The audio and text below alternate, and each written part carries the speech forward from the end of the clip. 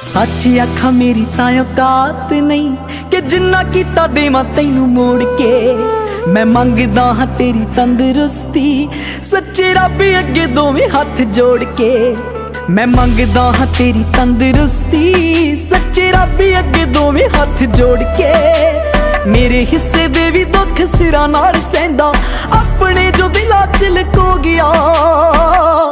बापू तेरे करके मैं पैरां ते खलो गया। तू सैकलां ते कट्टी ते मैं गड्डी जोगा हो गया। बापू तेरे करके मैं पैरां ते खलो गया। तू सैकलां ते कट्टी ते मैं गड्डी जोगा हो गया।